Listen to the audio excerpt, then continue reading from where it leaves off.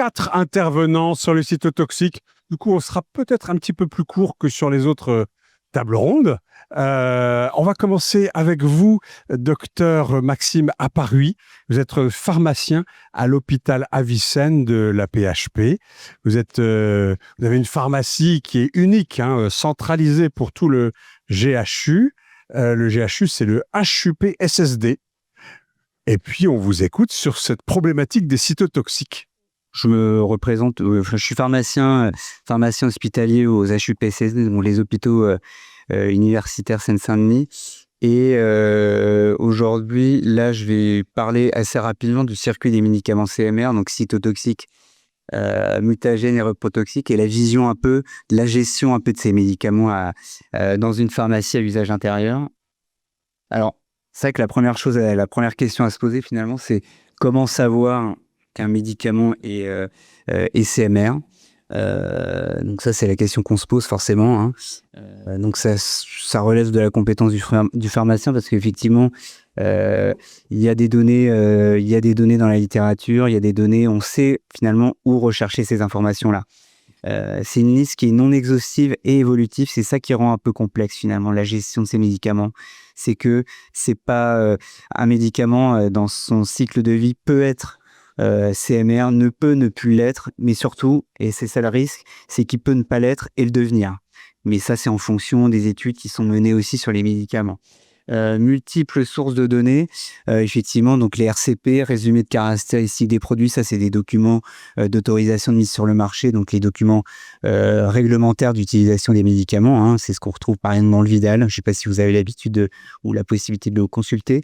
On a aussi des fiches de données de sécurité, donc ça parle, je pense, d'un point de vue sécurité, c'est vraiment des documents qui mentionnent vraiment l'utilisation et le risque de produits chimiques finalement, ou d'un médicament. On peut avoir aussi des données d'essais cliniques. Et dernière source qui est assez importante et je pense pas mal connue, c'est une liste NIOSH, donc qui est une liste de médicaments qui sont classés en fonction du risque par rapport à leur utilisation. C'est une liste, je crois que c'est une liste américaine. Par rapport à l'utilisation, donc là je vous ai donné quelques petites sources par rapport à la manipulation de ces produits. Par exemple, les produits que nous on prépare en pharmacie, on a des bonnes pratiques de préparation. Là je vous ai cité quelques petits extraits de ces bonnes pratiques en haut, avec les équipements de protection personnelle et quel type d'équipement on va utiliser en fonction du type de danger. Parce que le danger peut aussi être variable en fonction du type de produit qu'on peut manipuler. Une poudre, un liquide va pas forcément avoir les mêmes risques à leur utilisation. Je vous ai également cité en dessous une fiche de données de sécurité du pentobarbital. Donc c'est un médicament qui est utilisé pour faire des sédations. On l'utilise notamment pour faire des sédations en pédiatrie. Et celui-ci, il a une fiche de données de sécurité qui mentionne un pictogramme tout en bas à droite qui mentionne le risque CMR, de la manipulation de ce médicament-là, enfin de cette matière première-là, substance active. Et aussi, on a la toxicité, elle est liée à le risque toxique, il est si on avale cette poudre. Donc, cette toxicité, elle va aussi dépendre du type de substance active qu'on peut manipuler. Ça peut être toxicité si c'est sur la peau, dans les yeux, avalé, voilà, ça dépend.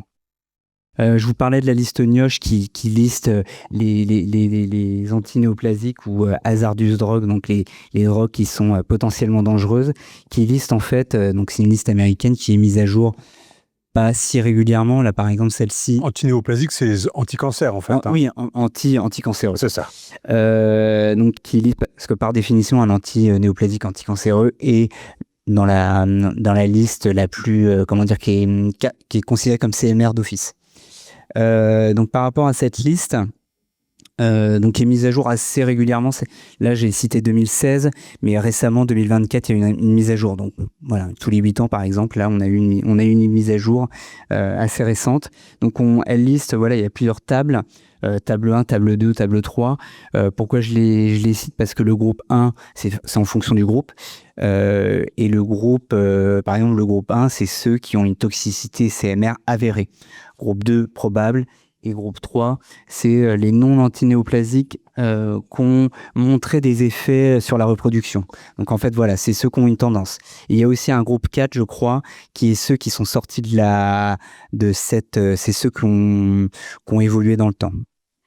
Et surtout, ce qui est important, parce que là, on est quand même dans un sujet de prévention du risque par rapport à la manipulation de ces médicaments, c'est qu'on a une table 5 qui nous parle des équipements de protection personnelle en fonction des étapes par rapport au moment où on est en contact avec ce médicament. Si c'est au moment de l'administration, si je dois couper une tablette, si je dois juste donner un comprimé pour l'administration, ou voilà. Et là, par exemple, je vous donne un exemple assez concret, donc hydroxyurée. Donc, c'est un médicament qu'on a dans nos pharmacies hospitalières. Et donc, c'est considéré comme un groupe 1, donc un CMR avéré. Et on a différents types, là, vous voyez au-dessus, différents types en fait de situations et quel type d'activité et quel type de protection personnelle au regard de l'utilisation de ce médicament. Alors maintenant, je vais passer assez rapidement. Donc c'est un peu sur l'activité de notre pharmacie au usage intérieur, un peu spécifiquement, et quel type en fait de médicaments on peut manipuler dans notre pharmacie. Alors on a une activité assez spécifique puisqu'on a une PUI unique tri-site. Donc en fait, on a une chef de service pour 3 sites de notre groupe hospitalier. Et donc on a forcément beaucoup, entre guillemets, 11 secteurs et un certain nombre de personnels. Et donc là, voilà, c'est un peu pour vous montrer un peu comment s'organise un petit peu notre PUI en fait tri-site, avec différentes formes pharmaceutiques qu'on va gérer dans chacune des dans chacune de nos sites de la PUI unique. Et donc voilà, on peut noter ici, voilà, des formes orales sèches qui peuvent être des comprimés cytotoxiques, des formes orales liquides aussi qui peuvent être cytotoxiques avec des mesures de précaution qui peuvent être au regard. Sur le site Avicenne, je vais vous parler en fait d'une activité qui est un peu plus spécifique et que je vais un peu plus développer, c'est celle de la préparation des médicaments cytotoxiques injectables, puisque c'est vraiment un circuit qu'on gère vraiment de A à Z. Pour parler de cette activité là, de préparation des médicaments cytotoxiques injectables, donc ça c'est une préparation qui est centralisée par les pharmacies, c'est-à-dire que c'est de responsabilité pharmaceutique, c'est-à-dire qu'il ne peut pas y avoir dans un hôpital un médicament cytotoxique injectable qui est fait en dehors de la pharmacie. Donc voilà, c'est de la responsabilité du pharmacien et c'est une activité assez importante. On fait quand même 22 000 préparations à l'année, donc c'est quand même une activité assez importante, donc il est forcément nécessaire d'avoir une organisation sécurisante pour le personnel au regard de la manipulation de ces médicaments. On ne prépare pas 3 poches de chimio par an, on en prépare 22 000, donc on a un personnel qui est très souvent exposé à ces médicaments-là. Donc ça, c'est juste pour vous redéfinir un petit peu le circuit. Donc en fait, on a une prescription en fait qui est informatisée dans un logiciel. Donc ça, c'est un logiciel chimio. Donc tout est protocolisé. La prescription, toutes les étapes de préparation du médicament. Donc on va rentrer quel type de dose on peut faire, dans quel solvant on peut les diluer, quelles sont les stabilités. Donc tout ça est vraiment très protocolé, très sécurisé. Et en fait, c'est vraiment un circuit qu'on gère de A à Z, entre guillemets, puisque nous, dans notre pharmacie, on va avoir non seulement le flacon de chimiothérapie, on va avoir tout le matériel pour préparer, et en fait, on va faire la dispensation dans le service d'une poche prête à l'emploi. Donc en fait, c'est vraiment un circuit qui est totalement géré entre guillemets, par la pharmacie. C'est un circuit qui est relativement complexe, mais si je compare par exemple un comprimé de paracétamol, qui est vraiment le circuit le plus basique, il va juste être en dotation dans le service et la gestion est très simplifiée. Là, on gère tout de A à Z. Alors, vous avez insisté sur ce cytotoxique, sur ces médicaments injectables, parce que alors vous avez signalé que ces cytotoxiques, selon les produits, peuvent être dangereux de façon cutanée, si on les ingère, s'il y a des projections dans les yeux. Là, avec la forme liquide, c'est là qu'il y a le plus de précautions à prendre, si je peux dire? C'est là qu'il y a le plus de précautions à prendre parce que, en fait, c'est les flacons d'anticancéreux qu'on va gérer, nous, dans notre unité centralisée où on fait les chimiothérapies. On va avoir des flacons de poudre, des flacons de liquide, et en fait, on va à des concentrations forcément qui sont très élevées. puisque une fois que c'est administré au patient, en général, c'est dilué. Donc, déjà, voilà. Et donc, forcément, nous, le risque, il est que on fait énormément de chimiothérapie. On en fait 22 000. C'est vraiment une activité presque, j'ai envie de dire, semi-industrielle. 22 000 par an. 22 000 par an. Ouais, c'est ça. Donc, en fait, c'est une vraie activité qui est importante et qui nécessite d'avoir des mesures de prévention qui soient systématiques. Et voilà, il y a toute une organisation. On travaille dans une zone à atmosphère contrôlée. On travaille dans des isolateurs pour protéger le manipulateur et pour protéger aussi le patient contre le risque aseptique. Donc en fait, il y a une organisation pour éviter ce risque de manipulation en fait. Et quand je disais que les flacons, je parlais du film plastique, ça c'est une mesure aussi de prévention par rapport au fait que si un flacon tombe par terre, il y a beaucoup moins de chances qu'il se casse, puisque là c'est vraiment le vrai risque, hein. On est quand même dans des environnements qui sont très ventilés, où finalement si j'ai un flacon avec de la poudre qui s'éparpille, ça va être volatilisé et il y a quand même un risque pour les manipulateurs d'être exposés. Donc vous fabriquez ces flacons, enfin ces poches à Avicenne, et il y a un autre site où vous êtes susceptible de les envoyer, qui se trouve à une dizaine de kilomètres. Donc il y a des transports comme ça qui se font. Il faut s'assurer que les flacons arrivent à bon port, qu'ils sont effectivement pris en charge. Il y a une signature pour la décharge, etc. Oui, c'est-à-dire en fait on n'envoie pas de flacons, hein. On fait des préparations, on fait aussi des poches ou des seringues pour une activité pédiatrique, notamment à Jean-Verdier. Et donc le circuit est le même, sauf qu'il y a une étape finalement de livraison et un peu de sous-traitance, même si c'est pas vraiment une sous-traitance puisqu'on est à la même pharmacie, mais voilà, il y a une étape de livraison supplémentaire. Une étape de livraison supplémentaire. Alors, dites-moi si je me trompe, mais voyez, quand on parlait du Méopa, on se disait on peut faire du Méopa au lit du patient. Il y avait beaucoup de personnes qui étaient concernées. Là, j'ai l'impression que les choses sont, sur le papier en tout cas, davantage, contrôlées, parce que tout se passe une grande partie des opérations se passe dans votre pharmacie interne. C'est-à-dire que ça, c'est vraiment une activité en tant que telle qui est de responsabilité pharmaceutique. Donc en gros, cette activité doit être réalisée en pharmacie, enfin dans la pharmacie. Donc c'est pour ça qu'il y a une organisation, c'est même réglementaire, hein, qu'on ait ces unités, même l'organisation de l'unité, les flux, tout doit être, tout est réglementaire, hein, tout est réglementaire et réglementé. Donc en fait, on fait aussi selon la réglementation. Alors, Madame Brunet, pas du tout, je dis n'importe quoi. Pas dit ça. Non, pas tout à fait. Non, ce que je dis, c'est qu'en fait, effectivement, ce qu'il a décrit, c'est les activités qui vont être les plus exposantes. Mais ça se limite pas là, les expositions. Donc, peut-être pour représenter un petit peu, parce que je vais replacer le contexte des travaux qu'on a faits. Donc, on a été sollicité par le ministère du Travail en 2017. Donc, pour identifier si les travaux qui exposaient aux médicaments cytotoxiques méritaient d'être inscrits dans un arrêté qui fixe en fait la liste des substances qui sont les substances mélangées procédées qui sont cancérogènes. Alors ça, pourquoi ? Parce qu'en fait, la prévention des risques chimiques pour les agents cancérogènes, mutagènes et reprotoxiques, elle va s'appliquer à des agents, des substances, des mélanges qui vont être classés, qui vont répondre à des critères de classification qui sont des critères européens, donc les critères de la classification CLP. Et donc, il faut qu'ils soient classés cancéro, muta ou reprotoxiques dans les classes 1A, 1B. Mais quand même, pour l'homme, pas sur la base des données animales. Et puis, en fait, il y a aussi tous les travaux, quand on est dans un procédé, on ne manipule pas forcément une substance, on ne manipule pas forcément un mélange, il y a aussi les activités qui vont être capables d'émettre, et qui peuvent se révéler cancérogènes aussi. Donc, on a examiné ça, on a regardé. Donc, ce qui s'est fait et la problématique sur les médicaments, ce qui se pose, c'est qu'en fait, un médicament, sur les lieux de travail, d'habitude, c'est pas trop compliqué. On regarde la classification et on sait si c'est un agent chimique dangereux ou si c'est un CMR. Pour les médicaments, c'est plus compliqué que ça parce qu'en fait, un médicament, c'est un produit fini qui est réglementé, qui dispose d'une autorisation de mise sur le marché, mais il n'est pas étiqueté. Donc, OK, on va s'en servir pour le patient. On sait à Il n'est quoi pas étiqueté CMR, ça il n'est pas étiqueté du tout. D'accord. C'est un médicament avec son nom de médicament.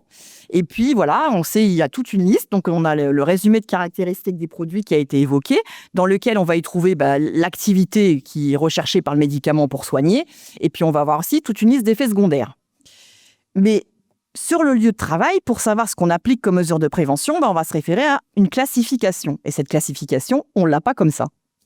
Donc ce qu'on a fait, nous, quand on a été saisi pour travailler sur les médicaments cytotoxiques, ce qu'on a fait, c'est qu'il a fallu d'abord identifier l'ensemble des principes actifs qui étaient dans les médicaments anticancéreux. Donc ça demande déjà du travail d'identifier les principes actifs. Puis une fois qu'on a le nom des principes actifs, on s'est fait, donc on a mis au point une méthode, parce que là aussi, il y a la classification européenne, on a parlé aussi du NIOSH. En fait, il y a des classifications qui sont faites par d'autres organismes qui mettent aussi de façon différente, avec des critères un peu différents aussi, qui évalue le caractère cancérogène de ces principes actifs. Donc, ce qu'on a fait, c'est que dans notre méthode, on a pris en compte, donc avec un groupe d'experts et un collectif, l'ensemble des principes actifs qui étaient identifiés.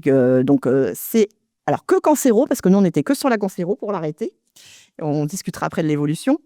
Et donc, qui était catégorie 1A, 1B selon la classification européenne. On a pris en compte aussi, parce qu'il y a un organisme qui est important dans l'évaluation de la cancérogénicité, c'est le CIRC, le Centre international de recherche sur le cancer. Et donc, parmi les classifications du CIRC, pour établir notre liste, on a pris en compte les catégories 1 du CIRC, donc avéré pour l'homme, et 2A, c'est-à-dire probablement cancérogène pour l'homme. Et puis, on s'est aussi intéressé à des classifications en deuxième intention, notamment celle de l'USEPA, qui est une agence américaine de protection de l'environnement, celle du NTP, qui est une agence, là aussi américaine, qui établit un ensemble de profils toxicologiques pour des substances. Et puis aussi, on a regardé aussi, parce qu'il y a des organismes en fait en hygiène du travail qui classent aussi des substances ou des produits, notamment la société savante qui est la CGIH, la Confédération américaine des hygiénistes. Et puis aussi, il y avait au Japon, en fait, ils ont aussi un système de classification, donc on a regardé un peu tout ça. Et quand on a regardé tout ça, en fait, au départ, on pensait pouvoir dire, tout médicament cytotoxique va être un cancérogène avéré. Eh bien, c'est pas si simple, parce que non, en fonction des données disponibles qu'on a, ils rentrent pas tous dans la catégorie, et donc on a été obligé de faire du cas par cas, donc de regarder toutes les substances qu'on avait. Donc ça a impliqué déjà dans un premier temps qu'on se limite aux médicaments anticancéreux, cytotoxiques, et on a visé que ceux qui avaient un seuil, qui agissaient sans seuil d'action, parce qu'on a aussi avec des seuils. Donc on s'est dit, on va d'abord faire sur ceux sans seuil, parce que là, c'est quand même les plus problématiques. Donc, on a fait ça et on a établi une liste de 18 principes actifs, en fait, où on a établi qu'ils étaient cancérogènes. Et puis, dans les recommandations qu'on a faites, on a dit pour protéger les professionnels, il ne fallait pas simplement donc, il y a les professionnels qui vont fabriquer ces médicaments, qui sont concernés, évidemment. Mais il y a aussi, effectivement, à la pharmacie, quand on va constituer ou préparer, effectivement, le médicament pour la distribution. Mais il y a surtout aussi de prendre en compte tout ce qui va être la contamination de l'environnement. Parce qu'en fait, même au niveau des patients, si on a ils vont excréter, il y a des excréteurs, il y a de la sueur, il y a des choses comme ça. Et ça peut effectivement relarguer et émettre ces principes actifs. Et donc là, il y a aussi source de contamination potentielle. C'est pour ça que je disais, pas uniquement en pharmacie. Donc c'est vrai que c'est la zone la plus exposante et qui tombe tout de suite sous le sens en se disant, oui, il faut mettre des mesures de prévention, mais pas que. Ce serait où également alors ? En fait, il faut faire attention. Après, il y aura aussi toutes ces situations accidentelles et puis regarder la gestion des déchets aussi, tout ça. Enfin, tout ce qui va être, s'il y a du linge contaminé, c'est pareil, il va falloir faire attention. Madame Leroy-Galland, Agnès Leroy-Galland, contrôleur de sécurité à la CRAMIF. Voilà, c'est ça. Donc bonjour à toutes et à tous. Pour compléter ce qui vient d'être dit, effectivement, c'est toute la chaîne qu'il faut regarder. Potentiellement, effectivement, c'est à la pharmacie, ils ont les médicaments les plus concentrés, donc là où pourrait y avoir le plus de risques. Mais l'expérience prouve, on a un laboratoire de toxicologie, par exemple, chez nous, où Madame Rouget vous en a parlé ce matin, qui fait des prélèvements surfaciques, etc., et qui, du coup, a mis en évidence la contamination dans toute la chaîne en fait de distribution, c'est-à-dire de la fabrication, du moment où le médicament arrive en pharmacie, avant la préparation, jusqu'à la dispensation effectivement aux patients, et également au niveau des ASH, parce qu'on oublie souvent, mais ça va vraiment jusqu'aux personnes qui font le ménage. Donc il y a vraiment à regarder sur toute la Ça, c'est une étude qui a été réalisée par la Cramus, c'est ça? Alors, il y a effectivement, au niveau de la CRAMIF, des collègues du laboratoire de toxicologie qui viennent, qui font des prélèvements. Donc, on n'est pas en capacité pour l'instant d'examiner toutes les molécules. On est sur le platine, des choses comme ça, mais on est en train de travailler avec un nouveau laboratoire qui est en capacité, lui, d'analyser d'autres molécules. Mais en fait, on est en capacité de dire, bah oui, voilà, là, il y a en tout cas contamination. Et ces résultats dont vous faites part, donc c'est lié à des études réalisées par la Cramif. Tout à fait. À quelle échelle? C'était en France? C'était dans vos Yvelines? Ah bah là, non. En Ile-de-France. En Ile-de-France, bien sûr, oui. En Ile-de-France, oui, tout à fait. Et ça permet en fait après de... Alors qu'est-ce que concrètement on a vu? On a vu des contaminations tout au long de la chaîne, c'est ça? C'est que quand on les cherche, on les trouve. Exactement, on peut les chercher. Et bon, alors effectivement, si on n'a pas reparlé de la réglementation. Donc et donc des contaminations à quel seuil? Parce que... Alors, il n'y a pas de valeur limite. Le constat qu'on fait, c'est qu'on trouve. Voilà, parce que là, en fait, on est sur des prélèvements surfaciques. Donc, voilà, il y a contamination. Donc, c'est sur un clavier d'ordinateur. Exactement, voilà, un clavier d'ordinateur. Les poignées de porte. Les paillasses, les gants. Il ne devrait pas y avoir. Il ne devrait pas y avoir de résidus. Exactement. Ouais. Donc après, ça veut dire qu'effectivement, il faut interroger, reprendre toute la chaîne, et chaque établissement, effectivement, est organisé différemment. Il y a les établissements, comme monsieur a présenté, où ils font la reconstitution des sites toxiques, pardon. Il y en a d'autres où, en fait, ils sont... c'est sous-traité dans le groupe, effectivement, et où ils sont uniquement entre guillemets, que sur l'administration du produit. Donc voilà, il y a vraiment une interrogation à se poser par rapport à ça, par rapport aux protections, ce que monsieur disait, par rapport aux protections individuelles. Effectivement, il y a des gants à mettre. Il faut savoir que, en fonction des molécules, les gants ne sont pas forcément les mêmes. Donc il faut regarder par rapport à ça. Tout ce qui est nettoyage aussi, il y a les produits de nettoyage qui ne sont pas forcément actifs sur toutes les molécules. Donc, il y a vraiment toute une recherche à faire par rapport à ça. Une recherche à faire, oui. En tout cas, interroger et regarder un petit peu ce qu'on utilise, est-ce que c'est compatible, etc. etc. Et alerter peut-être sur des choses sur lesquelles on peut être amené à faire des raccourcis. Est-ce que ça vous embête parce que j'ai une petite question après ce qu'a dit Madame au docteur Apparu, est-ce que vous avez conscience de ça? Madame Laurent Galland a l'air de dire c'est assez commun, ces contaminations. Est-ce que ça va de soi pour vous, ou est-ce que vous découvrez le problème? Non, on ne découvre pas les contaminations surfaciques. C'est connu. Il y a des campagnes de prélèvements qui sont faites. Nous, on a déjà fait des campagnes de prélèvement. Il y a différentes zones qui sont les plus à risque. Après, c'est toujours le problème du seuil. On ne sait pas du tout les seuils. Le seuil de toxicité, c'est un peu ça qui est difficile. Parce qu'il n'y a pas de seuil, il n'y a pas de VLEP, c'est ça. Il n'y a pas vraiment de seuil. Donc, ce qu'on voudrait, c'est ne pas en découvrir du tout. Mais au moment où je fais ma préparation, s'il y a une gouttelette qui s'échappe, oui. Oui, donc c'est ça. Donc c'est tout le problème du seuil. Moi, j'ai quand même une question à poser. Il y a des campagnes surfaciques, ça on le sait. On a même participé à des campagnes surfaciques. Vous appelez une campagne surfacique, c'est une campagne de recherche? Oui, de recherche de contamination sur les surfaces. Il y a des recherches qui ont été faites chez les personnels soignants directement. Vous voulez dire à leur domicile? Voir de la contamination. C'est la question que je me posais. Vous voulez dire des études de biologie? On a fait que sur les surfaces finalement, et sur le... Alors en fait, il y a aussi des possibilités aussi de faire de la très bien dans le micro, parce que la biométrologie. Et du coup, avec des prélèvements urinaires, alors il y a l'INRS qui a fait ça il y a quelques temps, avec des prélèvements urinaires, en sachant un peu, en ayant le planning en tête, c'est-à-dire le nombre de reconstitutions, parce qu'ils ont fait en fonction de... Et du coup, on a retrouvé effectivement des traces dans les urines. Alors encore une fois, la quantification, elle est pas facile à faire. N'empêche, le constat, c'est qu'il y en a. Donc, quand vous dites la quantification n'est pas facile à faire, qu'est-ce que ça veut dire? Qu'est-ce qui n'est pas... Quand je fais un prélèvement biologique, j'ai une quantité. Alors moi, je pense que la quantification, dès que le seuil est extrêmement faible, on a du mal à quantifier. On arrive à voir une trace, on arrive à faire du qualitatif, du quantitatif. Après, ça devient très On compliqué. arrive à voir la présence, mais on n'arrive pas à déterminer problématique. la quantité. Mm. D'accord. Encore une fois, il n'y a pas de valeur, effectivement, ce que disait monsieur, de valeur limite ou de VLEP, etc. Mais après, voilà, il y a présence. Voilà, c'est le constat qu'on fait, c'est pas normal. Monsieur Saint-Jaurès, vous voulez dire un mot de l'érosion des vers là qui est très haut. Du coup, oui, donc Jérémy de Saint-Georges, Direction Générale du Travail. Saint-Georges, pardon. Excusez-moi. Alors, actuellement, les valeurs limites d'exposition professionnelle ne concernent que l'air. Là, ces médicaments, principalement, en effet, on ne s'attend pas à avoir, comme le méopathe de ce matin ou le formaldéhyde, en fait, une forte volatilisation. On sera plus, en effet, ce qui a été dit, des contacts cutanés, soit un passage direct par la peau, soit s'il y a un défaut d'hygiène après un main-bouche, en fait. C'est-à-dire, vous travaillez, vous avez retiré les gants, on se rate quand on retire les gants, on se contamine les mains. On va vite fait parce qu'on n'a pas le temps, on va manger, ou on va fumer une cigarette. Et ben, c'est là qu'on va se contaminer, mettre la main à la bouche. Donc ça, c'est des gestes, en fait, qui font que, en effet, c'est compliqué d'éviter toute contamination.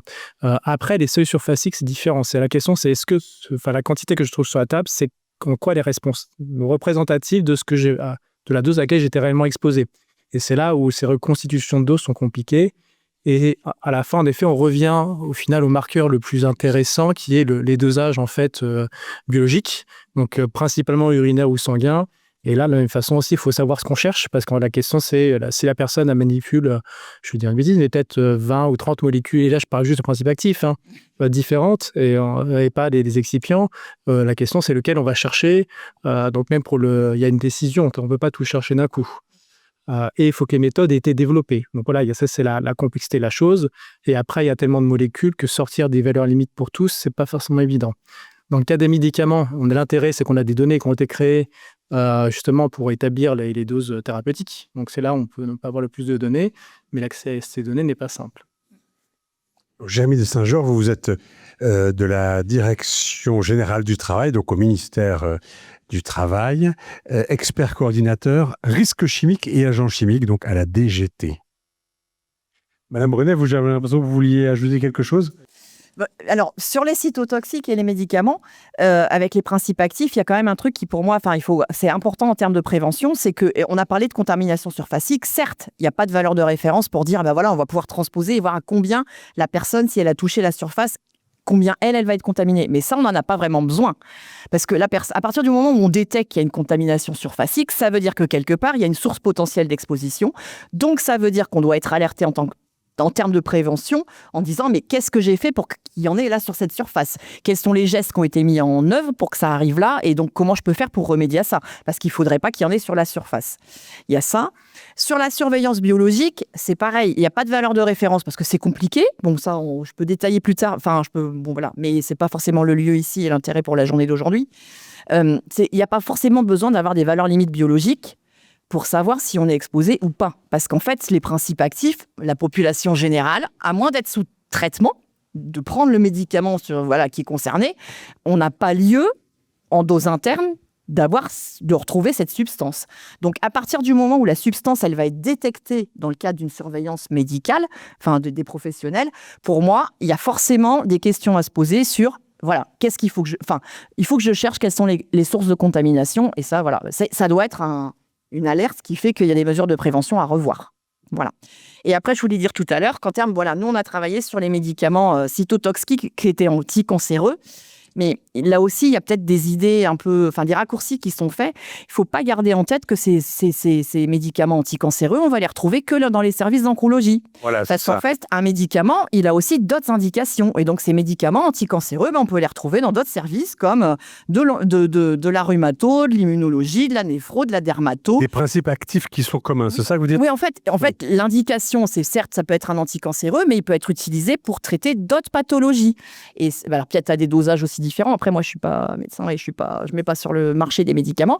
Mais du coup, on peut aussi le retrouver dans d'autres services. Donc, il faut faire, voilà, enfin, il faut.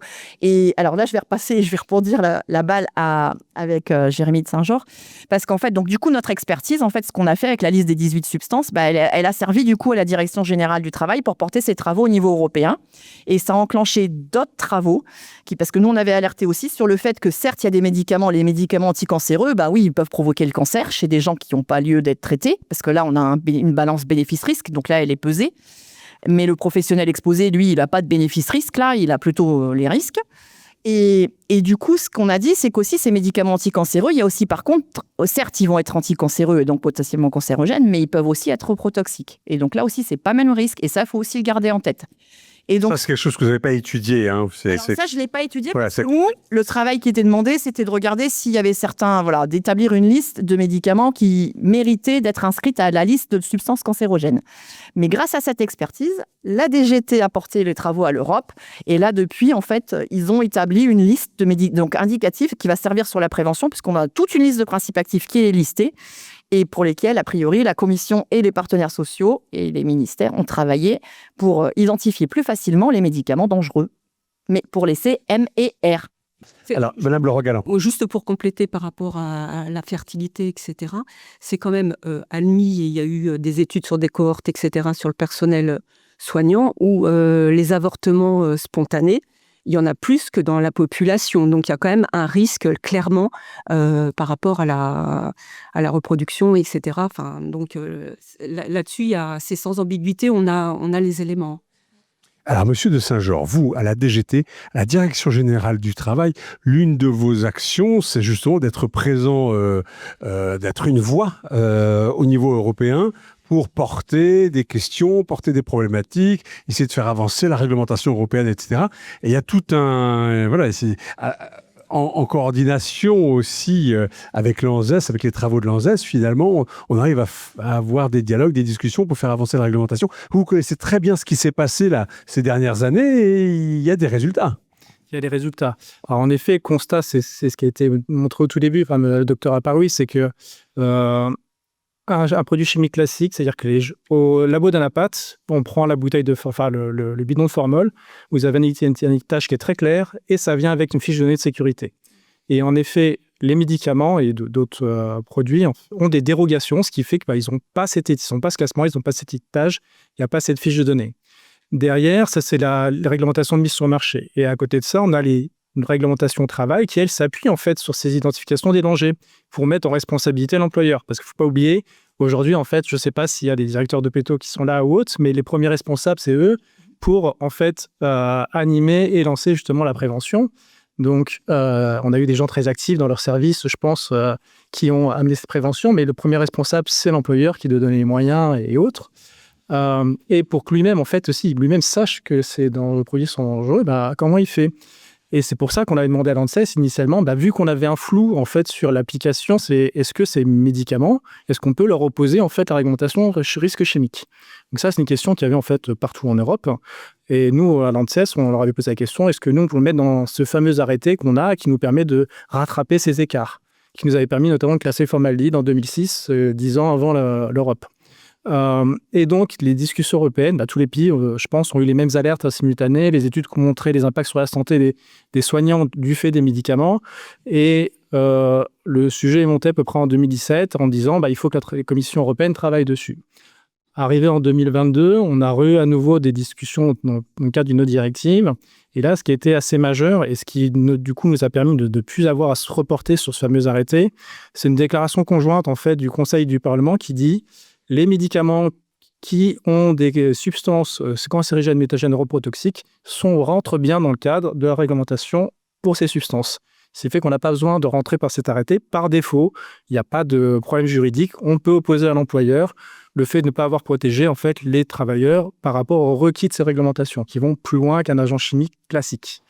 Mais derrière ça, en effet, c'est pas pour autant que ça change le problème de comment je sais que mon médicament il est CMR, il contient des molécules CMR. Et on a donc forcé la main à la Commission pour avoir justement les travaux sur une liste qui est sortie donc en début d'année, en 2025, donc puis elle est publiée, dans lequel, en fait, on est parti des travaux du NIOSH, en effet. Liste de substances. Hein. Une liste de substances, le principe actif. Donc, Principe actif. parce que dans un médicament, il y a plein de choses. Il n'y a pas que le principe actif. Et donc, on est parti des travaux du NIOSH. Et vu qu'on est au niveau européen, on a une réglementation de produits chimiques qui a une grosse base de données sur les substances actives enregistrées comme CMR. Et on l'a comparé, en fait, avec donc la base de données de l'Agence du médicament européen. Et on a pu extraire, en fait, les substances qui matchaient. Et on est arrivé à une liste d'à peu près 200 substances actives, en fait, qui remplissent des critères cancérigènes, mutagènes et toxiques pour la reproduction.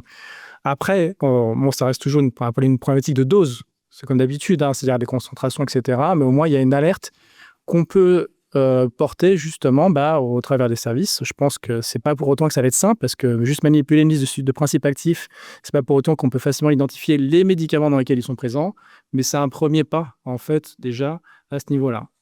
Alors, un premier pas vers quoi finalement? Vers une prise en compte de ce CMR et une meilleure identification, meilleure protection vis-à-vis de ces substances? Oui, parce que la première démarche dans l'évaluation des risques, c'est d'identifier les dangers. Et en effet, même nous, de bonne foi, en fait, on pouvait dire c'était compliqué pour les employeurs et toutes les personnes de la chaîne de dire c'est lesquels de mes médicaments je dois appliquer des principes supérieurs de prévention. Et c'est ça, en fait, la première étape. Donc là, on est au début. Je ne sais pas, pareil, depuis combien d'années vous êtes à ce niveau de rigueur, justement, sur la manipulation des CMR? L'unité, elle a été ouverte il y a 2011, je crois, 2012. Ouais. C'est tout récent. Donc, elle est ouverte, hein, cette grande pharmacie interne. Et donc, avant, les pratiques étaient peut-être un peu plus laxes, si je peux dire. Alors, j'ai pas l'historique de comment ça se passait avant. J'avoue, je n'étais pas encore pharmacien, mais effectivement, j'ai déjà eu des retours de services. Vraisemblablement, c'était fait sur les paillasses, c'était fait dans le service, quoi. Sans mesure de... C'est fait dans les services, c'est pas à la pharmacie elle-même. Non. Ouais.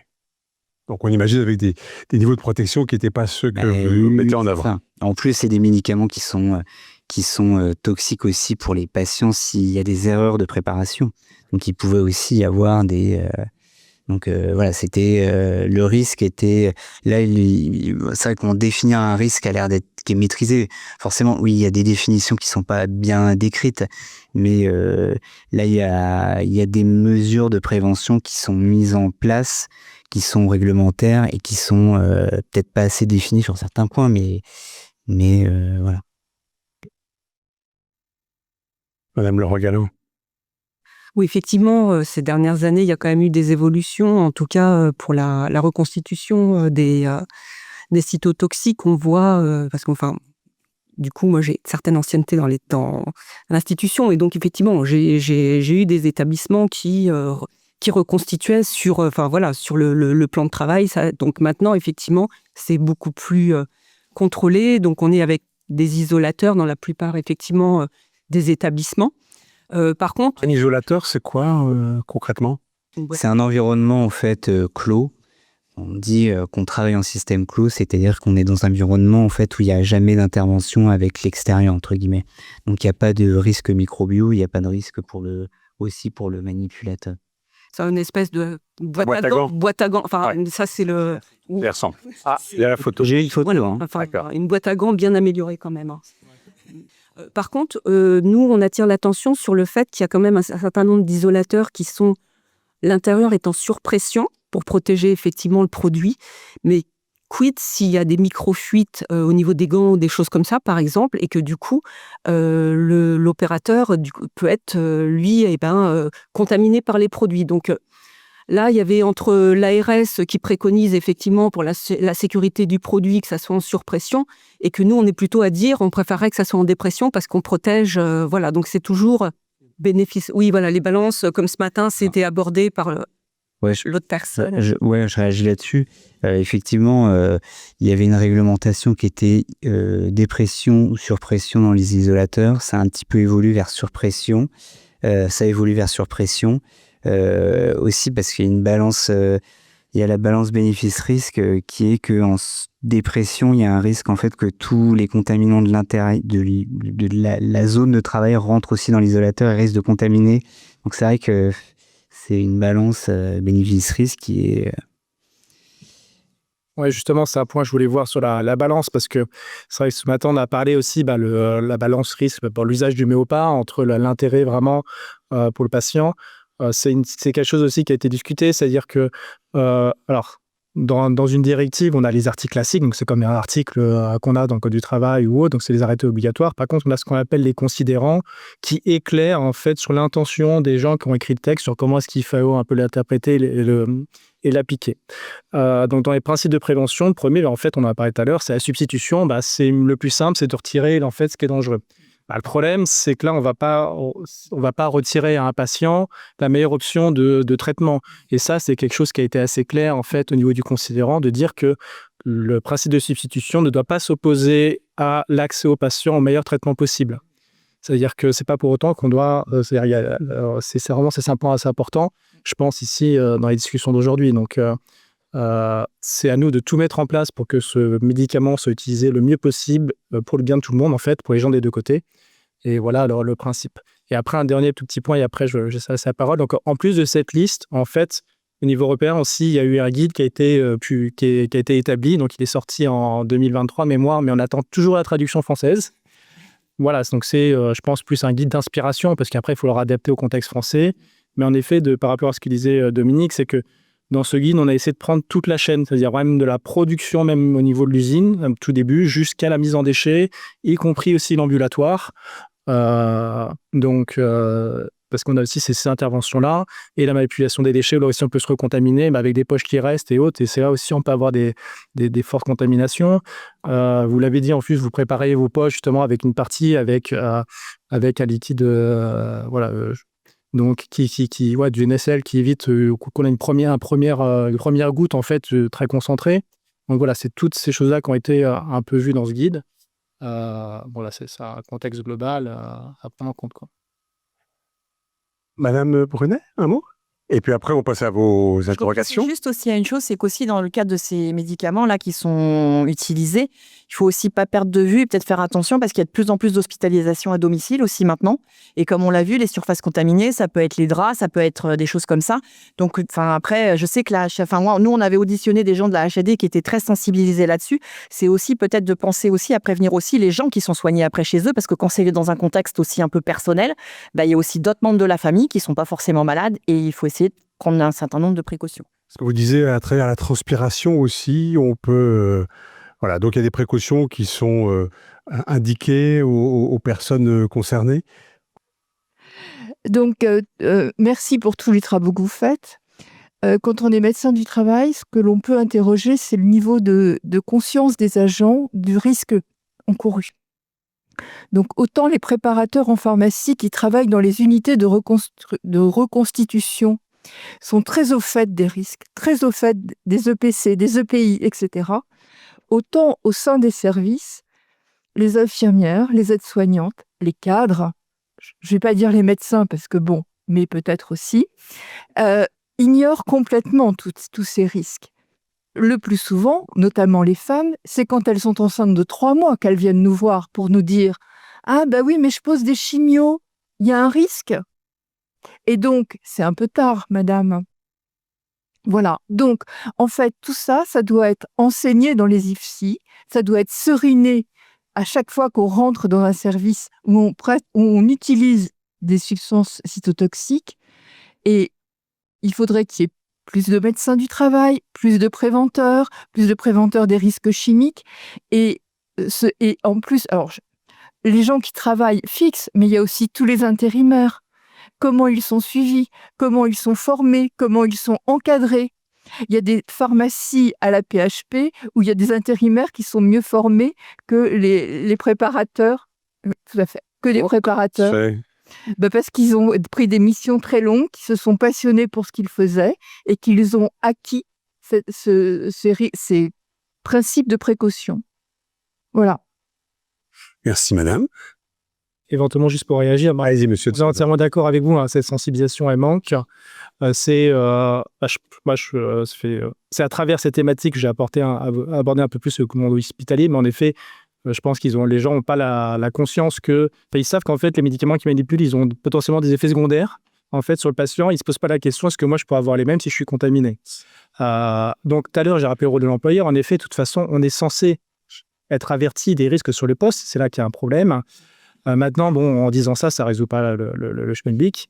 Par contre, il y a des initiatives. Je sais que du côté de Bordeaux, ils ont mis en place, en fait, un des services de SPS, que Santé au Travail de Bordeaux a mis en place justement un jeu à serious game de sensibilisation pour aller justement dans les services qui font ce genre de choses. Et en effet, c'est des choses qu'on aurait dû faire, même dès la formation et autres, il faut le rattraper. Et en effet, maintenant, il faut aller sur le terrain, quoi, à ce niveau-là. Il faut en avoir les moyens, oui, financiers, humains, en temps, humain. Mais même avant que ça arrive entre les mains du service de santé au travail, c'est à l'hôpital de se prendre en main directement. Alors, je vous passe le micro, madame, regardez. Avant que ça n'arrive au service de santé au travail, ça commence par le service de santé au travail lors de l'entretien d'embauche. Oui, on est d'accord. Mais par contre, le rôle de l'employeur, en fait, de formation et de sensibilisation, il est là.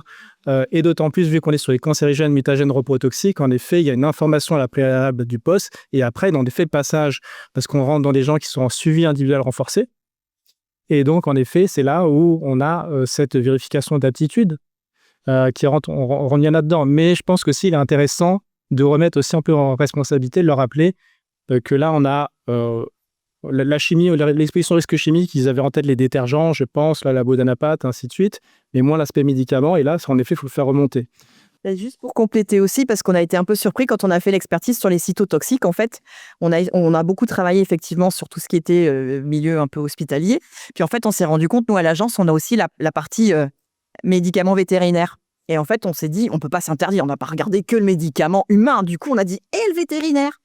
Et en fait, on s'est rendu compte qu'en fait, dans le milieu vétérinaire, en fait, depuis ils ont un arrêté du 18 juin 2009 où dedans, ils ont mis dans la réglementation un arrêté qui traduit les bonnes pratiques d'emploi des médicaments vétérinaires. Donc voilà, alors Jérémy a parlé d'un guide de bonnes pratiques européen qui n'est pas encore traduit en français, mais je pense que là aussi, en termes de prévention, pour les préventeurs, s'ils ont besoin d'outils un peu plus concrets, je pense qu'il n'y a pas de raison fondamentale que ce qui soit mis en place, ce côté médecine vétérinaire, puisse pas resservir aussi en l'adaptant à médecine humaine. Alors moi, je suis particulièrement sensible parce que je suis préparatrice en pharmacie et je suis dans un secteur de production et donc je fabrique, je prépare quotidiennement des poches de cytotoxiques. Au sein de l'équipe à laquelle j'appartiens, c'est une réelle inquiétude. En 5 ans, on a perdu 4 collègues prématurément. Bien évidemment, aucun lien n'a été fait avec le travail. Je voulais juste rebondir sur, vous indiquez qu'il n'y a pas de valeur. Alors, nous, on a des contrôles sanguins qui sont faits. Alors, pour rebondir sur ce que disait madame, on a une santé au travail qui s'appauvrit, nous aussi, dans notre établissement. Donc, les examens sanguins sont de plus en plus rares. Vous parlez de campagne surfacique. En fait, on vient d'avoir pour la première fois à la demande des préparateurs en pharmacie, on vient d'avoir pour la première fois une campagne surfacique qui a été faite. On attend les résultats. Donc, est-ce que c'est pas quelque chose qui devrait être fait de façon beaucoup plus régulière avec le temps? Enfin, tout dépend des résultats que nous allons obtenir aussi. C'est vrai, alors on travaille en isolateur, mais c'est vrai qu'il y a tout un tas de questions qui se posent autour de l'entrée dans l'isolateur des flaconnages, l'opercule que l'on retire. Est-ce qu'à ce moment-là, il ne peut pas y avoir des émanations? Quel équipement il faut avoir réellement à l'intérieur de la zone contrôlée? je voulais aussi rebondir sur les services de soins. C'est vrai que par le passé, les services de soins vers lesquels on livrait des cytostatiques, c'était des services d'hémato avec des gens qui étaient extrêmement formés aux chimiothérapies. Aujourd'hui, l'hôpital est tel qu'il y a des services qui sont multidisciplinaires et des infirmiers, des infirmières qui ont une poche qui arrive dans le service, ils ne savent même pas ce que contient la poche. Il y a l'évacuation des déchets aussi, il y a des circuits d'évacuation de déchets qui ne sont pas respectés. Et je voulais rajouter aussi un élément, c'est dans ces AC. Donc en fait, on manipule des cytostatiques, certes dans des isolateurs, mais il y a aussi les agents de décontamination. Je parlais par exemple du peroxyde d'hydrogène. Et est-ce qu'on se retrouve pas justement avec tous ces mélanges dans un cocktail explosif en fait, parce que entre les changements de bidons, de peroxyde d'hydrogène et la manipulation des cytostatiques, franchement, on s'interroge sur notre santé, clairement. Merci. Là, vous êtes surtout sur un constat et en effet, c'est les choses qu'on souhaite améliorer. Derrière, pareil, vu qu'il n'y a pas forcément beaucoup de temps, mais on a pu réinstaurer l'année dernière, on passe en 2026, donc en 2024, en fait, par un décret, la traçabilité d'exposition au CMR. Donc maintenant, en fait, l'employeur est censé établir pour les employés exposés à des CMR la liste des substances auxquelles ils sont exposés et une description à minima qualitative des types d'exposition. Et cette liste doit être donc l'employé a accès aux données qui le concernent. Les données anonymisées doivent être mises à disposition du CSE, équivalent dans le secteur public, et transmises au service de santé au travail. Donc c'est récent. Donc 2024. Application 1er juillet de 2024. Donc, c'est très récent. On sait que ça arrive trop tard, etc. Mais au moins, il y a des avancées qui se font et qui pourront permettre justement de mettre le doigt sur là où ça coince. Cette nouvelle liste, elle est venue boucher un trou qui a suivi la pénibilité, qui a fait disparaître la fiche d'exposition. Donc, on a eu un flou artistique pendant un moment où plus personne ne savait ce qu'il fallait faire. Parce qu'elles étaient tracées avant les expositions sur les fiches d'exposition. Donc c'est juste cette loi de pénibilité qui a changé tous les 6 mois, qui a fait qu'à un moment donné, le chimique est sorti et il n'y avait plus rien qui allait derrière. Donc maintenant, on a réussi à la faire revenir. Donc c'est les choses. Comment on va rattraper les années perdues ? Comment on va demander à quelqu'un qui est à l'aube de sa retraite quels sont les médicaments cytotoxiques que vous avez manipulés dans votre vie ? Est-ce que la maladie que vous déclarez aujourd'hui est en lien ou pas avec votre travail ? Qui va faire ce travail-là ? Des avocats ? Il y a une nouvelle catégorie de médicaments anticancéreux qui s'appelle les drogues conjuguées. Je pense que monsieur le pharmacien connaît très bien. Est-ce que vous avez dans vos catégories de cancérogènes, dans vos listes, des drogues conjuguées qui commencent à apparaître dans ces listes-là ? Parce que c'est assez discuté. Donc il y a peu d'études encore parce que c'est assez nouveau comme catégorie de médicaments. En fait, c'est des anticorps monoclonaux qui ne sont pas cytotoxiques, mais conjugués sur lesquels on a accroché des cytotoxiques. Donc, c'est considéré comme cytotoxique. Ça le est. Surtout qu'en plus, c'est des cytotoxiques, donc c'est considéré, nous, on le traite comme un cytotoxique. On les traite comme un cytotoxique. Ça répond à votre question, monsieur ? On entend beaucoup parler de ça, comme quoi ça fait baisser la toxicité générale, parce que forcément, c'est censé être très sélectif. Le souci, c'est qu'une fois quand ça marche, c'est une bonne nouvelle pour le patient, mais du coup, ça libère aussi l'agent actif dans la cellule cancéreuse. Au moins, la cellule cancéreuse, en temps d'apoptose, ça relibère l'agent actif. Donc, même pour des gens qui seraient sains, ça pourrait libérer l'agent cytotoxique. Donc, à l'heure actuelle, on n'a pas encore beaucoup d'études là-dessus. Donc, à savoir s'il pourrait y avoir des cancers chez justement les manipulateurs, mais également des cancers secondaires induits par les médicaments. C'est une question tout à fait ouverte, si vous avez des informations. Pour notre liste en tant que telle, en fait, ça va dépendre de ce qui était présent dans les bases de données à l'époque. Parce qu'en fait, on a la liste a été publiée début 2025, mais globalement, je crois qu'on a dû arrêter les extractions, je ne sais plus, c'était fin 2023 ou début 2024, des bases de données de l'Agence européenne des produits chimiques et des bases de données de l'Agence européenne du médicament. Donc, ça dépend de ce qu'il y avait dedans. et comment, au niveau de l'étape industrielle, parce qu'en fait, quand le médicament n'est pas encore, enfin, quand le principe actif n'est pas encore dans le médicament final, l'industriel est censé traiter comme un produit chimique classique. Donc, si à cette étape-là, il avait été identifié comme cancéreux ou reprotoxique, parce qu'on regarde les deux aspects là dans cette liste, potentiellement il est dedans. Ça dépend de l'évolution de la base en fait au moment où on l'a extraite.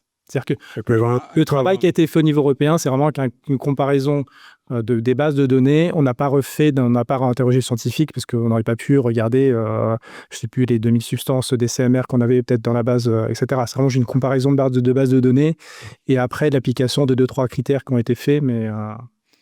Donc, il y a un retard entre la réalité du terrain et puis la réglementation. Mais néanmoins, vous, docteur Apparuy, vous traitez ces anticorps monoclonaux comme des produits.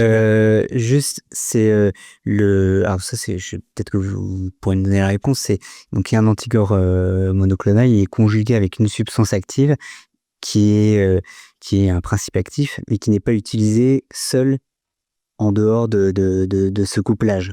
Donc c'est ça, je ne sais pas si le principe actif, la substance active, un cytotoxique, quelle activité cytotoxique, est-ce qu'elle peut être considérée sur cette liste en dehors de la spécialité en tant que telle? C'est-à-dire qu'il n'est pas en spécialité seul, il est en spécialité couplée avec un autre... Ouais. Mais globalement, ça dépend comment ça a été déclaré. Si au moins, je dirais, le greffon qui a été fait, lui, était déjà identifié comme CMR, en fait, je pense qu'on est fait par défaut et par précaution. En fait, il faut le traiter comme tel. Oui. Mais, et de toute façon, si vous traitez, je ne sais pas combien de molécules vous traitez, mais je pense qu'en effet, il y a même tous les traitements, vous les traitez comme ça. Puis en plus, vu que vous avez des conditions stériles à respecter, je pense à ce niveau-là. Après, c'est plus la transmission dans les services. Limite, après, il y a une différence entre... est-ce qu'en dehors des anticancéreux et des traitements de chimio, il y a d'autres médicaments qu'il faudrait regarder? Et de base, de traiter tous les anticancéreux de la même façon, parce que il faut aussi une simplicité pour que ce soit bien suivi sur le terrain. C'est-à-dire, si on leur dit, aujourd'hui, là, tel patient, tu peux être moins précautionneux parce que c'est pas le traitement dangereux. Voilà, je pense que s'il y a une standardisation à avoir sur les approches pour éviter aussi une simplicité sur le terrain, parce que si les choses sont compliquées, en fait, on sait que c'est pas suivi. C'est-à-dire que vous, à la pharmacie, je pense que ça va être bien fait. Et après, les personnes derrière qui vont appliquer les traitements, le métier est déjà trop compliqué. Il faut avoir des approches assez simples après. Pour moi, c'est une question d'interprétation, on va dire, de la réglementation. Donc ça, c'est plutôt Jérémy, effectivement, il a dit. Moi, derrière, après, sur un plan, on va dire, purement un peu pragmatique, parce que j'étais préventeur dans une autre vie. Mais je dirais que là, la directive, elle établit une liste de principes actifs. Donc, l'usage de cette liste qui va être faite, c'est que le principe actif, de toute façon, vous ne l'avez pas tout seul. Il est dans un médicament. Donc, en fait, il est présent au sein d'un mélange. Donc, que le mélange, en fait, ça soit des substances qui ne soient pas liées entre elles ou qu'elles soient liées, pour moi, à un anticorps monoclonal, pour moi, derrière, potentiellement, c'est susceptible de se libérer. Donc, je ne vois pas pourquoi ça ne s'appliquerait pas. En tout cas, par précaution, je pense qu'il faut les traiter de la même façon. Si le principe actif qui est au bout et qui est accroché, il est CMR dans la liste, moi, j'appliquerai. Après, vous ne pouvez pas contraindre un employeur. Après, je pense que ça peut poser d'autres problématiques sur le plan de la réparation et des choses comme ça. Mais sur le plan de la prévention... Bonsoir. Donc, je vais sortir un peu de l'exposition des professionnels, mais quand vous avez dit que ça pouvait passer dans la sueur, dans la transpiration, quand on était à domicile, est-ce qu'on a des retours? Parce que ces produits-là sont évacués dans les urines et les fesses. Est-ce qu'on a des retours sur après l'évacuation? Comment c'est géré dans les stations d'épuration pour l'exposition générale ou... Moi, j'ai pas de retour sur ce sujet-là. Je sais juste qu'on a... Alors, en restant plutôt sur l'aspect transmission dans la sueur, je sais qu'on a, dans les appels à projets de recherche de l'ANSES, on a validé justement une étude sur l'exposition des kinésithérapeutes dans le cadre de massage de patients justement en chimio. Mais voilà, après, ça se rapproche un peu de votre question, mais l'aspect final, en effet, rejet après dans les eaux collectées, etc., ça, c'est quelque chose qu'on n'a pas regardé. Après, moi, si je peux répondre, hors chimiothérapie, on retrouve des médicaments dans les eaux usées et même dans les eaux après qui sont traitées. Donc, on retrouve des anti-inflammatoires, on retrouve des antifongiques. une ou deux dernières interventions avant qu'on ne se quitte. Ah, madame. Bonjour, Héloïse Marguet, pharmacienne au centre hospitalier de Gonesse. J'ai une question pour mon confrère, le docteur Maxime Aparvitz. Vous nous avez présenté le circuit d'une fabrication d'une préparation CMR. Et en pratique, comment vous faites pour les préparations non CMR? Par exemple, le Ritux, le Beva. Le rituximab, typiquement, qui est une biothérapie, donc qui n'est pas considéré comme CMR, a des indications en cancérologie et en hors cancérologie. Et en fait, nous, étant donné qu'on a une activité de préparation de médicaments anticancéreux, on centralise tous ces médicaments-là. Donc voilà, ce médicament-là, très spécifiquement, oui, on le prépare également. C'est vrai que dans ces conditions-là, c'est quand même plus sécurisé aussi pour le service que de faire la préparation et de faire une dispensation d'une poche prête à l'emploi. En fait, dans les dernières BPP, c'est bien inscrit, enfin, si on lit entre les lignes, qu'il faut un local pour la fabrication des préparations CMR et un local pour la fabrication des préparations non CMR, pour éviter notamment le risque de contamination croisée.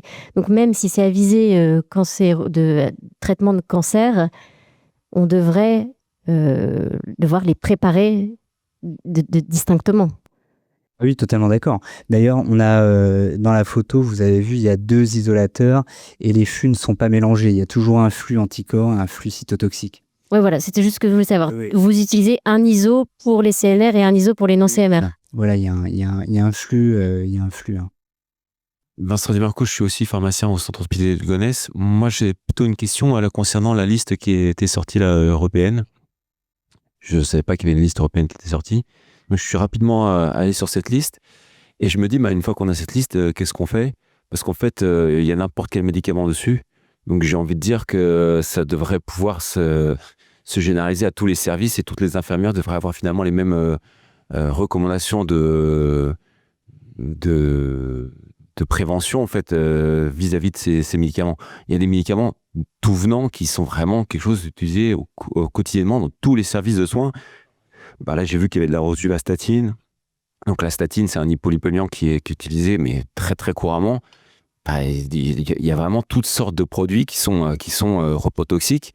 Et de la colchicine, il y a énormément de médicaments sur cette liste qui ne sont pas du tout cytotoxiques et qui sont utilisés dans tous les services et tous les hôpitaux. Donc, une fois qu'on a cette liste, si jamais si l'établissement doit prévenir ses infirmières, il faut mettre un Vidal dans chaque poste de soins pour dire attention, tout ce que vous manipulez est potentiellement CMR. Il n'y a peut-être pas besoin de s'acharner à faire une liste, étant donné ce qui est déjà sorti là. C'est surtout que maintenant, je pense alors, il n'y a peut-être pas toutes les manipulations qui sont très exposantes aussi. C'est-à-dire que ça dépend de la façon dont les produits sont manipulés. Mais en effet, il faut s'interroger sur la manipulation globale des médicaments, je pense. Les cytostatiques, c'est ceux qui sont ressortis parce que je pense, vous me direz, je pense que ça fait peut-être partie des plus dangereux. Et c'est pour ça qu'on a vu des cas ressortir justement dramatiques et malheureusement facilement identifiables. Mais ça ne veut pas dire qu'il n'y a pas eu d'autres problèmes de santé rattachés justement à l'exposition des médicaments. Je ne dis pas que c'est simple, mais le médicament est un produit chimique, il est un mélange chimique comme un autre, tout comme on va demander à une TPE, à un garagiste de vérifier que les peintures qu'il manipule, en fait, il n'y ait pas de risque pour ses employés. Et en effet, cette logique-là, alors ça ne veut pas dire que là, on est sur une identification des dangers. On n'est pas sur l'identification des risques. Mais c'est pareil sur n'importe quel employeur qui va ouvrir son catalogue de pigments pour faire ses préparations de peinture. Il a peut-être 200, 300 pigments différents avec des mélanges à faire. Et c'est ce travail qui est derrière. Donc, et qui repose pas forcément, même si vous allez être intégré dans le schéma en tant que pharmacien pour identifier les choses, c'est pas à vous de résoudre le problème. En termes de prévention, il était préconisé d'afficher notamment. Vous nous avez demandé, par exemple, sur notre IPAC, on a maintenant 2 temps référents. Un préparateur courant qu'on IPAC, il ne prend pas le point de regarder les clichés interrants, etc. On met des pays, où convient en considérant le risque plus élevé. Madame Brunet, un dernier petit mot alors. Oui, juste peut-être parce que par rapport à ce qui vient d'être dit, je suis d'accord que la liste, elle est grande. Mais alors moi, parce que on avait fait un travail, nous, on avait aussi bossé sur il n'y avait pas beaucoup de médicaments cytotoxiques sans seuil pour mettre sur la liste. Nous, on a fait une proposition de 18. Hein. Oui, mais on n'a pas travaillé sur tous les médicaments. Enfin, c'était très focalisé. Par contre, on s'était penché sur les résumés de caractéristiques de produits et on a été allé jusqu'à évaluer du coup le caractère quand même cancérogène de certains produits qui avaient des effets secondaires en fait chez les patients de déclencher des cancers, ce qui était encore autre chose comme approche. Et du coup, j'ai vérifié, parce que nous, on avait dit, ceux-là, il n'y a pas suffisamment de données scientifiques solides pour les inclure à la liste. Donc, on ne propose pas au ministère du Travail de les mettre dedans. Et quand j'ai vu la liste qui sortait, parce qu'effectivement, elle est énorme, cette liste. Et je me suis dit, mais le travail qu'on a fait, est-ce qu'il est vraiment bien? Parce qu'il y en a, on avait dit, il ne faut pas les mettre. Et est-ce qu'ils sont dans la liste? Et j'ai fait le petit exercice. Et en fait, dans ce qu'on avait fait, nous, on n'était que sur le caractère cancéro. Donc, il y a bien ceux sur lesquels on avait dit que la cancéro, on ne mettait pas. Par contre, effectivement, il y en a dans cette liste qu'on n'avait pas proposé de mettre, mais parce qu'ils sont reprotoxiques, en fait. Donc là, il y a peut-être quand même aussi, en termes de gestion, après, sur le plan pratique, sur le terrain aussi, je pense que pour les gens, risque reprotoxique, fertilité, développement, les femmes, les expositions... voilà, je suis d'accord, qui peut le mieux, qui peut le plus, peut le moins. C'est ça. Mais bon, je pense que les gens, ça peut quand même mériter qu'ils soient informés, de rester quand même assez précis sur les risques. Alors, avec les cytotoxiques, on est quand même en plein paradoxe, puisqu'on est avec des produits, des substances qui sont là pour soigner, qui sont là pour guérir dans la mesure du possible, et puis en même temps qui présentent une toxicité pour les patients, mais aussi pour le personnel soignant. Donc voilà, il y a besoin de beaucoup de précautions. On a passé pas mal de temps sur des aspects réglementaires. Je pense que c'était intéressant aussi de partir en Europe un petit peu, de voir comment les choses se passent, et puis d'entrer avec vous dans une pharmacie interne. On va passer aux conclusions dans un instant. Est-ce que vous voulez bien, s'il vous plaît, avant cela, remercier nos 4 intervenants et intervenantes? Merci à tous les 4. Et je passe donc la parole. Si j'ai encore un petit peu de temps de micro, allô, non, pas. Il était bon, on va faire comme ça. Alors, je m'assois. Voilà, il reste un petit peu de micro pour vous présenter le grand ordonnateur de la journée qui mérite une grande salve d'applaudissements. Il est ingénieur conseil en charge du pilotage de l'action sanitaire et médico-sociale pour la CRAMIF. On lui doit l'organisation de cette journée. C'est Stéphane Da Silva. Alors, j'ai un discours qui va durer 3 quarts d'heure. Non, je voulais faire une synthèse un petit peu de tout ce qu'on a un petit peu entendu. Donc, nous arrivons donc au terme de cette journée qui a été consacrée à la prévention du risque chimique dans les hôpitaux et cliniques. Et je voudrais avant tout remercier pour la richesse des échanges, la qualité des interventions et l'implication dont vous avez tous fait preuve. Alors, ce matin, donc en ouverture, nous rappelions que le risque chimique est une réalité quotidienne dans les établissements de santé. Les discussions de la journée l'ont clairement confirmé. Ce risque est présent partout, dans des situations très diverses, et il concerne une grande variété de métiers. Mais ce que cette journée a surtout montré, c'est que ce risque peut être mieux compris, mieux maîtrisé et mieux intégré dans l'organisation du travail.